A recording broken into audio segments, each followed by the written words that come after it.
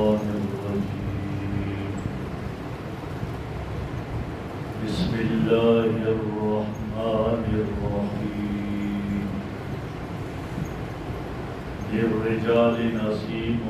مما ترك الوالدان والأقربون وللنساء نصيب مما ترك الوالدان والأقربون مما قل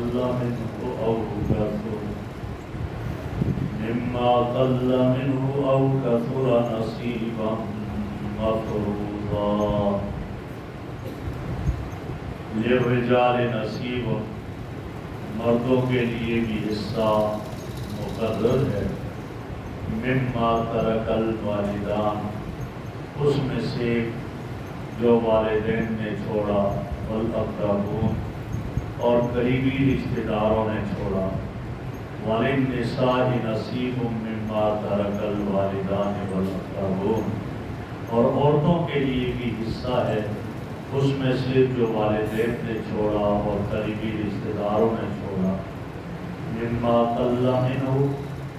اس میں سے جو اس مال میں سے تھوڑا ہو اور کثر یا زیادہ ہو، نصیبا مفروضا، اللہ رب العزت نے یہ حصے مقرر کر دیے ہیں اور نازل کر دیے ہیں۔ میرے محترم بزرگوں اور دوستوں، زمانہ جاہلیت کی بہت ساری رسومات کا تذکرہ ہوا اور چل رہا ہے آگے بھی۔ زمانہ جاہلیت میں ایک یہ سلسلہ بھی تھا کہ جیسے وہاں معاشرتی قوانین کوئی مقرر نہیں تھے زندگی بسر کرنے کے، اس طرح وراثت کے متعلق بھی زمانہ جاہلیت میں کوئی مستقل قانون نہیں تھا، بس جو طریقہ رائج ہو گیا اسی کے مطابق نسل در نسل عمل ہوتا رہتا۔ وراثت کے متعلق ان کے یہاں مروجہ دستور کیا تھا، میں نے عرض کیا کوئی مستقل قانون نہیں تھا، اور وہ دستور یہ تھا کہ جب کوئی آدمی مر جاتا تو عورتوں کو تو حصہ ہی نہیں ملتا، نہ اس آدمی کی بیوی کا حصہ، نہ اس کی بیٹیوں کا حصہ، اور بیٹوں میں بھی بالغ جو بیٹے ہیں ان کا حصہ ہوگا، ساری جائیداد انہیں ملے گی، نابالغ کا کوئی بھی حصہ۔ یہ زمانہ جاہلیت۔ چنانچہ ایک آدمی کا انتقال ہوا، انصار کا ایک آدمی جس کا نام اوس ابن ثابت تھا، اس کی ایک بیوہ رہی اور 2 بیٹیاں اور ایک چھوٹا بچہ۔ اب اس اوس ابن ثابت کے چچزاد بھائی آئے، 2 تھے، ساری وراثت پر انہوں نے قبضہ کر لیا، ان کی بیوہ کو کچھ نہیں دیا، بیٹیوں کو کچھ نہیں دیا، اور بیٹا چھوٹا تھا اس کو بھی نہیں دیا۔ جب ساری جائیداد پر قبضہ کر لیا تو اس وقت حضرت اوس ابن ثابت رضی اللہ تعالی عنہ ان کی زوجہ نے جا کر نبی اکرم صلی اللہ علیہ وسلم کے سامنے یہ عرض کیا کہ یا رسول اللہ، ہمارے لیے تو کوئی ذریعہ معاش نہیں رہا، جو ہمارے شوہر کا جو جائیداد تھی وہ ساری کی ساری تو اس کے جو ہے چچزاد بھائیوں نے قبضہ کر لی اور ہمارے کچھ بھی نہیں چھوڑا، میں اسی طرح، میری بچیاں 2 ہیں، بیٹا ہے، اب ہم کیا کریں؟ اور یہ جب آپ صلی اللہ علیہ وسلم کے سامنے میں نے عرض کیا تو اس وقت اللہ رب العزت نے یہ آیت اتاری اور اس میں بتا دیا کہ جیسے مردوں کا وراثت میں حصہ ہے، عورتوں کا بھی حصہ ہے۔ عورتوں کو معروف کر دینا، فرمایا یہ ان پر ظلم ہے، بچیوں کو معروف کر دینا یہ ان پر ظلم ہے، لہذا مردوں کا بھی حصہ مقرر ہے، عورتوں کا حصہ بھی مقرر ہے۔ اس میں یہ فرق نہیں کہ یہ بڑا ہے یا چھوٹا ہے، بڑے کا حصہ بھی مقرر ہے اور چھوٹے کا حصہ بھی مقرر ہے، یہاں تک کہ شریعت نے بتا دیا جس آدمی کا انتقال ہو گیا اس کی اولاد میں کوئی بچہ ابھی ماں کے پیٹ میں ہے، حمل ہے، لہذا وہ بعد میں پیدا ہوتا ہے، اس کا بھی حصہ اس میں مقرر ہوگا، لہذا فرمایا شریعت نے مقرر کر دیا۔ تو یہ آیت اتری اور اس میں فرمایا للرجال نصیب،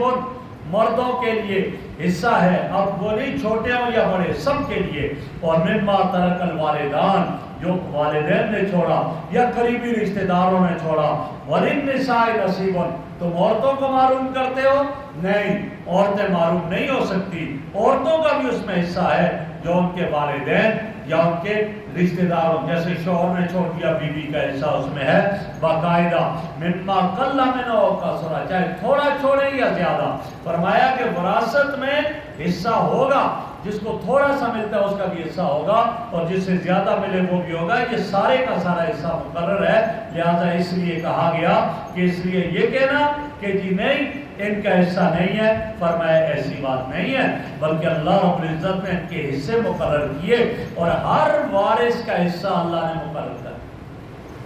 جب ہر وارث کا حصہ ہے اور ہر وارث اپنا حصہ وصول کرنے کا حقدار ہے، اس کو اس کا حصہ ملے، بیٹا ہے اس کا حصہ ہے، بیٹی ہے اس کا حصہ ہے، لہذا ان کا حصہ ہے۔ اب ان میں یہ کہہ دیا کہ ورثاء میں پھر تین طرح کے لوگ ہوتے ہیں، ایک کو ذوی الفروض کہا جاتا ہے، اور ایک عصبات ہوتے ہیں، اور ایک ذوی الارحام۔ ذوی الفروض میت کے انتہائی قریبی وہ رشتہ دار کہ جن کا حصہ قرآن میں مقرر ہے، اس کو ذوی الفروض کہا جاتا ہے، جس طرح کے بیٹی کا حصہ مقرر ہے، اسی طرح باپ کا حصہ، ماں کا حصہ مقرر ہے، بیوی کا حصہ مقرر ہے، شوہر کا حصہ مقرر ہے، جی اس کو 8واں حصہ ملے گا، اس کو 4تھا حصہ ملے گا، اس کو 6ٹھا حصہ ملے گا، اس کو نصف حصہ ملے گا۔ جن کے حصے مقرر ہیں وہ ذوی الفروض ہیں، سب سے پہلے ان کا حق ہے، اور ان میں بھی جو سب سے زیادہ قریبی ہوں گے ان کا حق ہوگا، اور قریب والے کے ہوتے ہوئے دور والا وارث نہیں بنے گا۔ جیسے ایک آدمی مر گیا، اس کا بیٹا موجود ہے اور اس کا پوتا بھی موجود ہے، تو اب پوتا دور والا ہو گیا، بیٹا قریب والا ہے، لہذا بیٹے کو حصہ ملے گا، پوتے کو نہیں ملے گا، تو قریب والا، یہ ذوی الفروض ہے۔ اور دوسری قسم ہے رشتہ داروں کی، جنہیں عصبات کہا جاتا ہے۔ عصبات وہ ہوتے ہیں جو مرد کی طرف سے، باپ کی طرف سے قریبی رشتہ دار ہوں، لیکن ان کے حصے قرآن میں مقرر نہیں، جیسے بیٹے کا حصہ مقرر نہیں ہے، بیٹا عصبات میں سے ہے، یعنی وہ سارے مال کا وارث بنے گا اگر اس کے ساتھ بہنیں موجود نہیں ہوں گی، اور اگر بہنیں موجود ہوں گی اب اس کا حصہ پھر مقرر ہو جائے گا، اور وہ کیا کہ 2 بچیوں کا اور 1 بیٹے کا حصہ یہ برابر ہو جائے گا۔ اسی طریقے سے اگر وہ نہیں ہے بیٹا تو پھر چچا جو ہے وہ وارث بنے گا، اس کی اولاد وارث بنے گی اگر میت کا بیٹا نہیں ہے۔ اور ذوی الفروض اور عصبات نہیں ہے، جب باپ کی طرف سے قریبی رشتہ دار میت کے نہیں ہیں تو پھر ذوی الارحام ہے۔ ذوی الارحام کا کیا معنی ہے؟ اب وہ دوسرے نہیں ہیں تو ماں کی طرف سے جو رشتہ دار ہوں گے قریبی، ان کو پہلے حصہ ملے گا، جیسے ماموں ماں کی طرف سے رشتہ دار ہے، اب اس کا کوئی جو ہے باپ کی طرف سے قریبی رشتہ دار نہیں ہے تو ماں کی طرف سے جو رشتہ دار ہے ان کو یہ حصہ ملے گا، تو فرمایا یہ اس میں حصے کے حقدار ہوں گے۔ تو یہاں یہ پتہ چلا کہ جو وارث ہے ان وارثوں کو حصہ ملے گا اور وہ حصے کے حقدار ہوں گے۔ البتہ بعض ایسی صورتیں آ جاتی ہے کہ جن میں حقیقی وارث بھی کبھی کبھی وراثت سے معروف ہو جاتا ہے، حقیقی وارث بھی معروف ہو جاتا ہے۔ مثلا اس کی کیا صورت ہے؟ جیسے نبی جو ہے، نبی نہ کسی کو وارث بناتا ہے اور نہ کسی کا وارث۔ ہاں اگر نبی کا باپ نبی ہے تو پھر یہ وارث نہیں بنے گا، باپ نبی نہیں ہے تو پھر اس کی میراث کا یہ وارث بنے گا، ورنہ یہ ہے کہ نبی کا کوئی وارث نہیں ہوتا، اس لیے کہ نبی اکرم صلی اللہ علیہ وسلم نے فرمایا نحن معاشر الانبیاء لا نورث ما ترکنا صدقہ، ہم تو انبیاء کی جماعت، ہم کسی کو وارث اپنا پیچھے نہیں چھوڑتے، جو کچھ ہم چھوڑتے ہیں یہ سارے کا سارا کیا ہوتا ہے؟ ترکہ اور صدقہ ہوتا ہے، اور اس کو صدقہ کیا جاتا ہے۔ میں نے عرض کیا ہاں اگر نبی خود اپنے باپ کی وراثت سے حصہ لے سکتا ہے، کب؟ بشرطے کہ وہ باپ نبی نہ ہو، تو لہذا اس کا حصہ، تو یہاں ان کو حصہ نہیں۔ ایک اسی طرح دوسرا، وہ آدمی حقیقی بیٹا ہی کیوں نہ ہو وہ والد کا وارث نہیں بن سکتا ہے، کب؟ اگر باپ مسلمان ہے بیٹا غیر مسلم ہے تو غیر مسلم مسلمان کا وارث نہیں بن سکتا، یا باپ غیر مسلم ہے بیٹا مسلم ہے تو بیٹا جو ہے وہ باپ کا وارث نہیں بن سکے گا۔ کیوں؟ مسلمان کا وارث ہوتا ہے۔ یہی وجہ ہے کہ جب ابو طالب کا انتقال ہوا تو ان کے 2 بیٹے حضرت علی رضی اللہ تعالیٰ عنہ اور حضرت جعفر رضی اللہ تعالیٰ عنہ اسلام کے دائرے میں داخل ہو چکے تھے، اور دوسرے 2 ایک طالب اور دوسرا عقیل بعد میں مسلمان ہوا، اس وقت تک مسلمان نہیں تھے تو ان کا گھر جو تھا تو حضرت علی رضی اللہ تعالیٰ عنہ نے فرمایا کہ ہم اس کے وارث نہیں ہیں، لہٰذا یہ گھر جو ہے عقیل کے اور طالب میں تقسیم کر دیا جائے، اور ان میں وہ مال تقسیم کر دیا گیا تھا، تو لہٰذا فرمایا کہ اس طرح یہ وارث نہیں ہو سکتا، مسلمان غیر مسلم کا اور غیر مسلم مسلمان کا وارث نہیں ہو سکتا، ان میں وراثت نہیں تقسیم ہوتی۔ میرے آقا نے فرمایا لا یرث المسلم الکافر ولا یرث الکافر المسلم، مسلمان کافر کا اور کافر مسلمان کا وارث نہیں ہو سکتا ہے، تو یہ آپ صلی اللہ علیہ وسلم نے ارشاد فرمایا۔ اسی طرح ایک تیسری صورت ہے کہ بیٹا وارث نہیں بن سکے گا، کب؟ اگر بیٹا باپ کا قاتل ہو جائے، بیٹے نے اپنے باپ کو قتل کر دیا، اب بیٹا باپ کو قتل کر دیتا ہے تو لہذا اب یہ بیٹا، حالانکہ بیٹا وارث بنتا ہے لیکن اب یہ بیٹا وارث نہیں بنے گا، اس لیے وارث نہیں بنتا کہ اس نے اپنے باپ کو قتل کر دیا اور یہ باپ کا قاتل بن گیا ہے، لہذا اس وجہ سے یہ اب اس کو گویا وراثت نہیں ہو سکتی۔ اسی طرح پہلے زمانے میں تھا باپ بیٹے میں سے ایک غلام ہے ایک آزاد ہے، تو آزاد جو ہے وہ گویا کہ غلام کا وارث نہیں بن سکتا اور غلام آزاد کا وارث نہیں بن سکتا ہے، لیکن غلام تو مالک ہی نہیں ہوتا کسی چیز کا، وہ اس کا مالک تو خود آگے دوسرا ہوتا ہے، لہذا ان میں وراثت تقسیم نہیں ہو سکتی۔ تو یہ یہاں ایک اصول بتا دیا، اور وراثت کے مسائل آگے تفصیل چاہیں گے، تو یہاں یہی فرمایا کہ عورتوں کو اور چھوٹے بچوں کو محروم کر دینا، فرمایا زمانہ جاہلیت میں یہ تھا، یہ ظلم ہے ان کے ساتھ، ان کا وراثت میں باقاعدہ حصہ ہے اور وہ وارث بنیں گے اور ان کو اس کا حصہ دیا جائے گا۔ البتہ یہ بات ذہن میں رہے کہ وراثت میں حصہ ہے، اب ایک جگہ ایسی ہے کہ جو اگر تقسیم کر دی جائے وارثوں میں تھوڑی تھوڑی، کسی کے استعمال میں نہیں آ سکے گی، فائدہ نہیں ہوگا، اس کے لیے کیا کیا جائے؟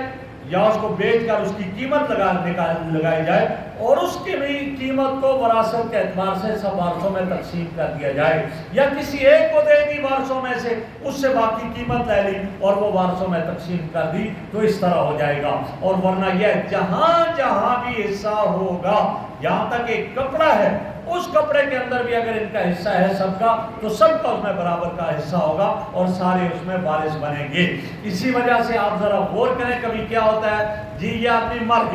مر گیا، اب تیسرے دن اس کا ختم پڑھا دے اور اس ختم میں پیسے اسی میت کے لگائے جاتے ہیں، حالانکہ وہ مر گیا، اب مرنے کے بعد وہ ان کا مالک نہیں ہے، وہ پیچھے جو بھی دولت رہ گئی ہے وہ اس کا مالک نہیں ہے، اس کے مالک ورثاء ہیں، اور ورثاء میں بعض وہ ہوتے ہیں جو نابالغ ہیں،